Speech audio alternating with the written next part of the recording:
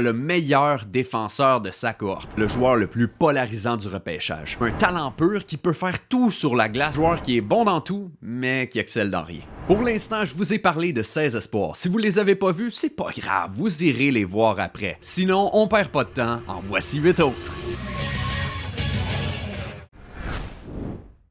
Selon plusieurs recruteurs, Quentin Musty a les outils pour réussir au niveau supérieur. C'est un marchand de créativité. Il est justement capable de régler ses problèmes avec son côté créatif. Quand tu mesures 6 pieds 2, tu bénéficies d'une longue portée et plusieurs notes que Musty est capable de l'utiliser pour créer de la séparation avec son couvreur. Il y a beaucoup de dépisteurs qui ont aimé qu'il améliore son tir cette saison parce que c'est une de ses armes de prédilection. Sauf qu'il y a des raisons qu'il est classé du milieu à la fin de la première ronde.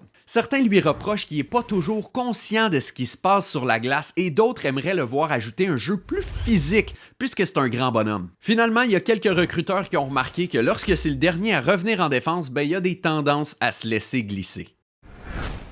Aux yeux de plusieurs, Dimitri Simachev pourrait être le meilleur défenseur de sa cohorte. C'est potentiellement celui qui a le meilleur côté défensif. Il sait quoi faire dans sa zone. Il est capable d'utiliser son corps et quand tu fais 6 pieds 4, ça aide. Malgré sa grandeur, les rapports de recrutement le décrivent comme un défenseur mobile capable de sortir la rondelle de sa zone, soit en protégeant la rondelle ou soit en utilisant sa vitesse. Par contre, quelques-uns soulignent un manque de potentiel offensif. Il y a un certain manque de confiance en ses mains et ça se traduit par un manque de constance dans son jeu. Dernière chose, oui il est grand et oui il est gros, mais certains pensent que d'ajouter un jeu physique encore plus présent, ça pourrait l'aider. Andrew Crystal est presque le joueur le plus polarisant du repêchage. Matvei Michkov. Le positif, le talent lui sort par les oreilles. On parle de lui comme l'un des attaquants les plus talentueux du repêchage avec les Connor Bedard et les Matvei Michkov. Il a une créativité incroyable et un excellent tir. Bref, l'attaque, il connaît ça. Beaucoup soulignent son patin ordinaire, mais surtout un gros manque de vouloir. Ce n'est pas le genre de gars qui ressort avec la rondelle lors de batailles à 1 contre 1 ou de batailles sur le bord de la rampe. C'est un joueur identifié comme un très haut risque. Oui, il y a des chances que ça rapporte, mais il y a aussi des chances qu'il ne puisse jamais se faire justice dans la LNH. Edward Charlet était dans tous les top 10 au début de la saison, mais n'a fait que glisser aux yeux des dépisteurs. Mais pourquoi? Pourtant, c'est un joueur qu'on décrit comme un talent pur qui peut faire tout sur la glace par moment. On vante son coup de patin comme étant excellent et on le décrit comme un fabricant de jeu très efficace avec ses passes. Il me semble que ça devrait être haut, ça. Mais quand les recruteurs t'apposent l'étiquette du manque de vouloir parce qu'on te perd certains soirs, qu'à cause de ça, tu manques cruellement de constance dans tes résultats et que finalement, tu démontres de l'agressivité, mais pas au bon moment, là, tu peux comprendre pourquoi ça demeure un beau projet et pas un succès garanti.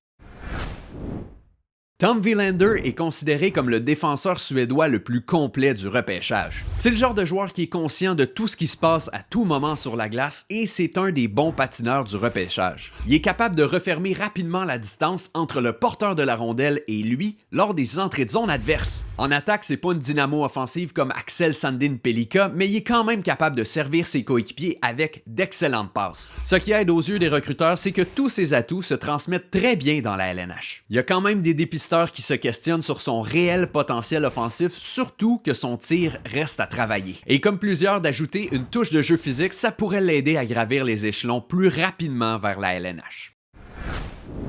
Samuel Honzek en est un autre qui se retrouve un peu partout dans les listes de repêchage. Surtout parce que les recruteurs ne s'entendent pas à savoir si c'est un attaquant top 6 ou un attaquant de 3e, 4e trio. C'est un gars de 6 pieds 3 qui veut aller se positionner dans les endroits déplaisants sur la glace. Un joueur aussi capable d'utiliser sa longue portée pour bien protéger la rondelle ou gagner ses batailles. En plus, il est quand même agile sur ses patins. Bref, il y a de quoi faire saliver beaucoup de monde. Là où certains recruteurs bug, c'est son côté cérébral au hockey. La conscience qu'il a sur la glace et ce qui se passe autour de lui. Il faudrait aussi qu'il travaille un peu plus sur ses tirs et son côté défensif. C'est le genre de joueur qui aurait intérêt à rester dans le junior un peu plus longtemps et faire quelques années dans la Ligue américaine avant de faire le saut dans la LNH.